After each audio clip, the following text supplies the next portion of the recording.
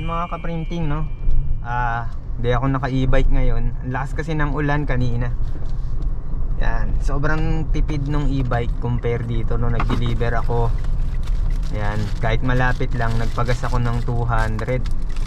Pag sobrang traffic, kutya parang ubus na yung 1 bar mo eh. Yung 1 bar dito sa Mirage, mga 200 pesos yung tansya ko. So may isa pa akong di-deliver, no. Tingin mo parang ano eh, medyo break even lang ako. Tapos nagpasalubong pa ako kay Lasungyan ng McDo. Ayan, no? Nasa 220, dalawang spaghetti, isang fries na regular, tsaka isang burger McDo. So parang abonado pa. Kaya mas okay yung naka e-bike. Kanina pa ako umalis, ngayon lang ako dumating, no. Ubus din yung oras ko. Yan, tas ayan, traffic. Sa pag e-bike dito lang ako, kahit hindi ganong mabilis.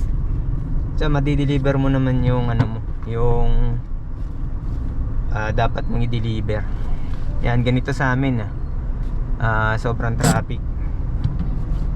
Yan, lalo na ngayon malapit nang mag-operate yung SM Caloocan dito sa north, no. Sa south may SM doon, yung dating Grand Central, so SM na. Dito sa north, nung araw kasi bukid lang to, bukid area to. So konti lang yung mga tao dito nung araw, mga 1980s to 90s dyan, tsaka mga early years na mga 2000. So dumami lang dito yung mga subdivision. So dumami na yung tao. Yung area ng SM City Bagumbong, dating kabukiran yan, naka-facing siya sa sa sports complex ng Caloocan. So parang nagiging urbanized na rin tong namin, lugar namin. Yan. Ang dami ng siguro mga mall dito, no.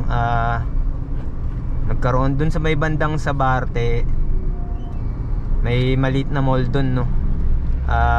Yung una-una dun yung sa Barte Mall, tas Sky Mall. Tapos yung katapat nun Pure Gold. Then dito sa may banda sa amin, dito sa 168, merong Primark. Tapos sa Bagumbong, yun nga yung bagong SM, medyo malaki rin siya, no. Kung mapapansin nyo pag nag-e-bike ako, nadadaanan ko yan. Yan, ito lang yung problema dito sa amin, no. Itong sa kabilang Caloocan may Samson Road eh. Dito meron din Samson Avenue. Hindi pa siya nagagawa. Pero sa tingin ko yung bandang dulo ginagawa na eh. Baka maayos na rin to. Kasi yung hirap ding dumaan dito. Pag naka e-bike nga ako, hirap na hirap dito eh. Ito yun, oh. Ayan yung lugar ng so ayun yung matubig. Pero tingin ko maayusin na to. So pag naayos to, magiging mas maunlad na tong Caloocan. Marami ng mga establishment siguro dyan na itatayo. Ayan yun. Wala pang kanal dito, kaya kahit tag-ulan, tag-araw, puno pa rin ng tubig dito. So yun lang mga ka-printing, no. Deliver natin ngayon kotse. So hindi lahat ng nakakotse mayaman, no. Yung iba dyan tad-tad ng